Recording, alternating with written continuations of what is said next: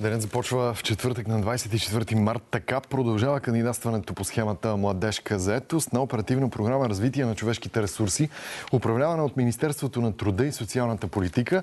Важна информация, за нея могат да кандидатстват младежи до 29 години. Работодателите от своя страна пък ще могат да наемат по две основни направления – за стажуване и за обучение.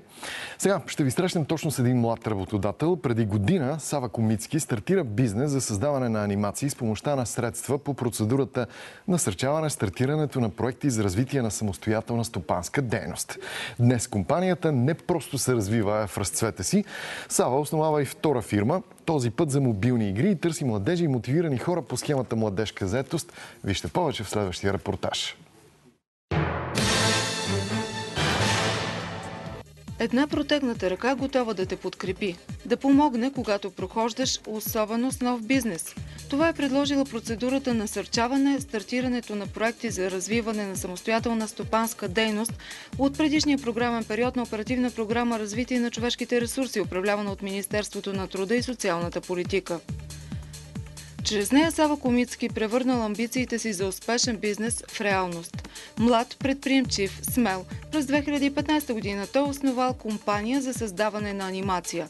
Започнал като микропредприятие. Първоначално получил 17 000 лева за период от 3 месеца. Стъпка по стъпка се развил. След одобрението на проекта стартирахме на дейностите по създаване на студиото. Благодарение на проекта успях да си покривам наемите за периода. Освен това закупих техника и наех двама помощника. След като първата му компания е добре разпознаваема на пазара, има достатъчно поръчки, сега Сава заедно с приятеля си Георги стартира нов бизнес за мобилни игри. Малко по малко се разраствам. В момента съм предимно сам, но не имам от време на време фрилансери, които да ми помагат. Нуждая се от постоянни хора, за да може да се разраствам още повече. Сава и Георги се обръщат към бюро по труда Възраждане. Какво ви доведе при нас? С какво да помогнем? Стартираме фирма, която се занимава с разработка на игри за мобилни приложения с цел реклама и съответно се нуждаеме от персонал. Нуждаеме се от програмисти, художници, маркетингови специалисти. Агенция по заетостта в момента може да ви предложи да кандидатствате по схема Младежка заетост, като по схемата можете да подадете заявка и да наемете младежи до 29 години включително. Сава и Георги възнамеряват да наемат 6 души. По схемата Младежка заетост могат да кандидатстват хора до 29 годишна възраст. Изискванията – да не работят и да са регистрирани в бюрата по труда, да не са в никаква форма на обучение, дори дистанционно, да нямат трудов стаж по специалността, за която ще бъдат наети по схеми за заетост. След като се регистрират в бюрото по труда, те могат да подадат заявление за желаното работно място. Ако мястото е за стажуване, то е необходимо младежът да е придобил съответното образование, изисквано за специалността – висше или средно специално. Ако обявеното свободно работно място е за обучение, то младежът може да е с основно или с по-ниско образование. При регистрация в бюрота по труда, младежите предоставят дипломата си и трудовите посредници ги запознават с подходящите за тях работни места. Безработните младежи след кандидатстване получават насочващо писмо, с което се явяват пред работодател и провеждат на място интервюто си за работа.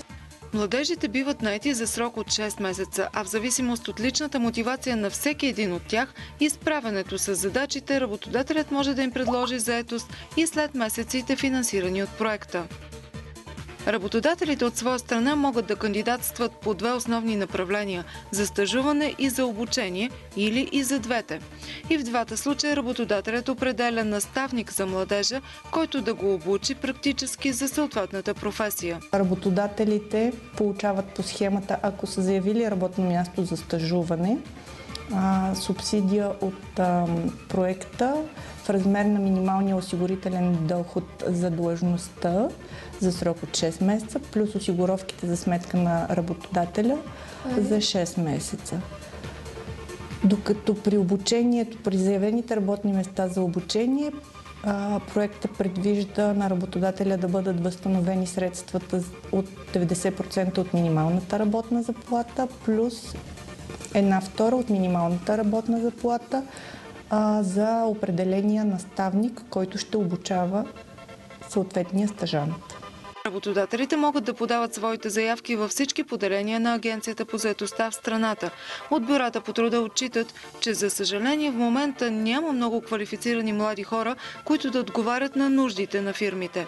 Сава и Георги разчитат изцяло на схемата младежка заетост, за да може и втората им компания да се развива добре. Оценяваме като една възможност да подкрепим нашето начинание с свежи сили и по-лесно да можем да приемем по-голям обем от поръчки.